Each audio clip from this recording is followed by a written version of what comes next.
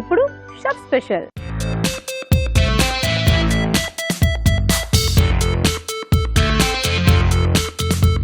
మరి షెఫ్ స్పెషల్లో ఏం చేయబోతున్నారు రావు గారు? ఎగ్ కుర్మా. ఎగ్ కుర్మా, అబ్బా చపాతీల్లోకి పరాటాల్లోకి చాలా యూస్ఫుల్ గా ఉంటుంది మీరు. అవును, దానికంటే ఇదైతే ఎక్కువ చక్కగా ఎగ్ కుర్మా కాబట్టి అంటే ఎక్కువ వాడకల్లా ఉండేది ఇదే కదా. సో ఎగ్ కుర్మా, సో మీ స్పెషల్ కాబట్టి something special. Always special, right, good. Okay, egg kurma. మరి దానికి కావాల్సిన పదార్థాలు ఏంటో చూద్దామా? ఎగ్ కుర్మాకు కావాల్సిన పదార్థాలు: ఉడికించిన కోడిగుడ్లు 4, తరిగిన ఉల్లిపాయ 1, పచ్చిమిర్చి పేస్ట్ 1 టీ స్పూన్, ఉప్పు తగినంత, పెరుగు 1/2 కప్పు, కొబ్బరి గసగసాల పేస్ట్ 1 కప్పు, కొత్తిమీర కొద్దిగా, అల్లం వెల్లుల్లి పేస్ట్ 1 టీ స్పూన్, పసుపు చిటికెడు, నూనె 3 టేబుల్ స్పూన్లు, పుదీనా కొత్తిమీర పేస్ట్ 1/2 కప్పు, మసాలా దినుసులు కొద్దిగా, జీలకర్ర 1 టీ స్పూన్. సో కావాల్సిన పదార్థాలు చూస్తారు కదా. ఎగ్ కుర్మా స్టార్ట్ చేద్దాం.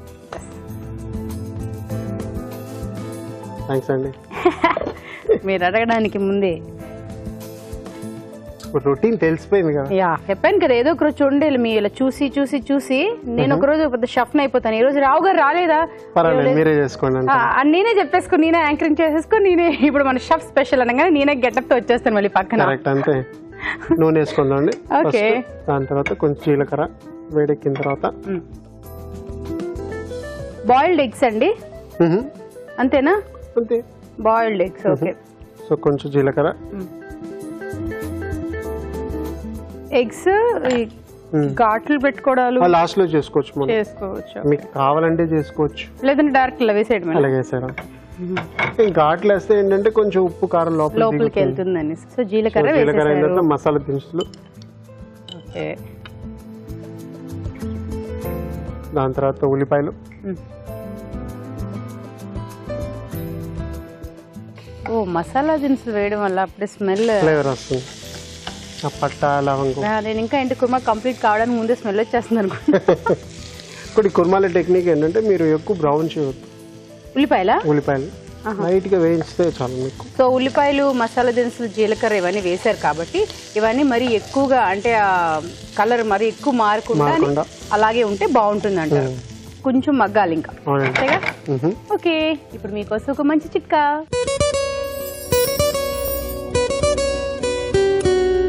జలుబు చేసినప్పుడు, గొంతు నొప్పి, దగ్గుతో బాధపడుతున్నప్పుడు, అలాగే బాగా ఎక్కువగా మాట్లాడేసినప్పుడు, చల్లటి వాతావరణంలో వెళ్ళినప్పుడు, చల్లటివి ఏవైనా తీసుకున్నప్పుడు ఒక్కోసారి గొంతు బొంగురుపోయినట్లుగా ఉంటుంది. ఇలాంటప్పుడు తులసి రసంలో కాస్త తేనె కనుక కలుపుకొని తీసుకున్నట్లయితే మంచి ఉపశమనం దొరుకుతుంది. ఇంకా చూసారు కదా, మీరు అనుకున్నట్టు బాగానే మగ్గిపోయినట్టు. కొంచెం నీళ్ళు పోయాలి, కొంచెం అల్లం వెల్లుల్లి వేసుకున్నాను. అల్లం వెల్లుల్లి పేస్ట్ వేశారు, కొంచెం నీళ్ళు పోయింది.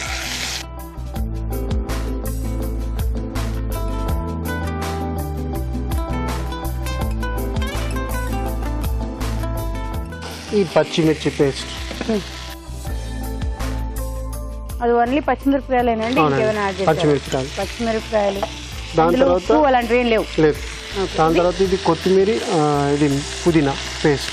ఓకే, కొత్తిమీర పుదీనా పేస్ట్. ఇది కొంచెం కలుపుకుందాం.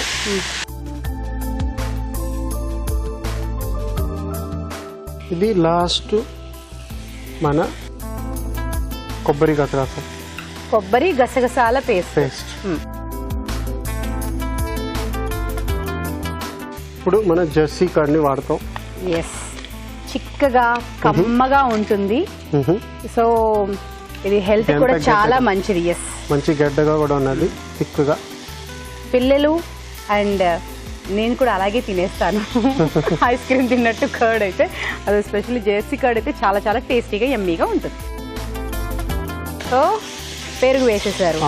సో ఇదే మీకు గ్రేవీ లాగా అయిపోతుంది. ప్లస్ మీకు పులుపు కూడా వస్తుంది, అంటే పెరుగు కొంచెం పుల్లగా ఉంటుంది. సో పులుపు అంటే దీంట్లోంచి వచ్చే పులుపే. సో ఇంకా మనం ప్రత్యేకంగా పులుపు కోసం అనేది ఇంకేం వేయట్లేదు. యాక్చువల్లీ కుర్మా కమ్మగా ఉండాలి, అంటే లైట్ గా పుల్లగా ఉంటే చాలు. ఇది కమ్మగా ఉంటుంది, లైట్ కొంచెం కర్డ్. సో ఇప్పుడు ఏంటంటే మనం ఆ పెరుగులోనే కమ్మదనాన్ని, ఆ చిరు పులుపు దనాన్ని తీసుకుంటున్నాం కాబట్టి సరిపోతుంది, మరి అతిగా కాకుండా. అంతే కదా. ఇప్పుడు కొంచెం పసుపు, చిటికెడు. మీరు భలే అంటున్నారండి చిటికి పసుపు అని. దాని తర్వాత ఉప్పు. సో ఆల్మోస్ట్ రెడీ అనమాట. ఓకే, సో లాస్ట్ ఫినిషింగ్ లో ఎగ్స్ వేస్తాను. ఆల్రెడీ బాయిల్డ్ కదా మీ ఎగ్స్. ఓకే, కత్తిండి మీరు చెప్పారు కదా ఘాట్లు పెట్టుకోవడానికి. అంటే మా అమ్మమ్మ వీళ్ళు చూసి నాకు అలా అలవాటు అయిపోయింది. గుడ్లు పులుసు వండినా వాళ్ళు గుడ్లు కూర వండినా ముందు ఘాట్లు పెట్టుకుంటే నేను వెంటనే పరిగెట్టేదాన్ని, నేను పెడతా ఆ ఘాట్లు అని. అందుకని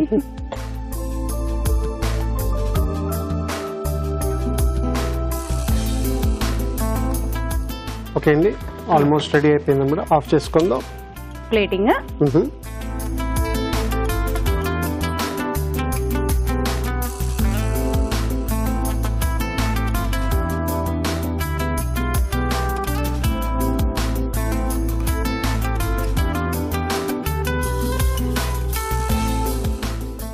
so egg kurma ready. Wow, egg kurma ready. మరి దీన్ని టేస్ట్ చేసే ముందు దీని తయారీ విధానం ఎలాగో మరొకసారి చూద్దామా. ఎగ్ కుర్మా తయారీ విధానం: ఒక పాన్ లో నూనె వేసి జీలకర్ర, మసాలా దినుసులు, ఉల్లిపాయ ముక్కలు, అల్లం వెల్లుల్లి పేస్ట్, పచ్చిమిర్చి పేస్ట్ వేసి వేయించాలి. దీనిలో పుదీనా, కొత్తిమీర పేస్ట్, కొబ్బరి గసగసాల పేస్ట్, పెరుగు, పసుపు, ఉప్పు వేసి మగ్గనివ్వాలి. తర్వాత ఉడికించిన కోడిగుడ్లు వేసి ఉడకనివ్వాలి. ఆపై కొత్తిమీరతో గార్నిష్ చేసి సర్వ్ చేసుకుంటే ఎగ్ కుర్మా రెడీ.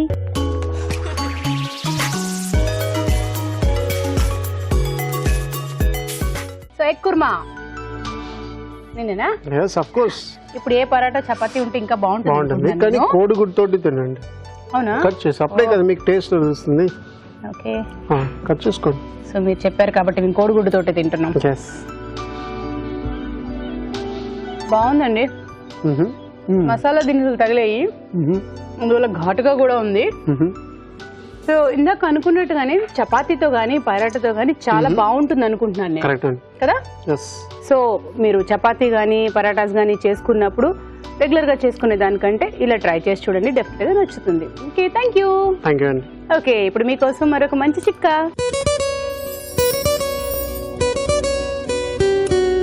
అసలు చిన్నపిల్లలు కానీ లేడీస్లో కానీ రక్తహీనత అనేది ఎక్కువగా కనిపిస్తూ ఉంటుంది. రక్తహీనత ఉంది అని ఎలా తెలుసుకుంటాము అంటే ప్రతి చిన్న పనికి అలసిపోతూ ఉంటాము.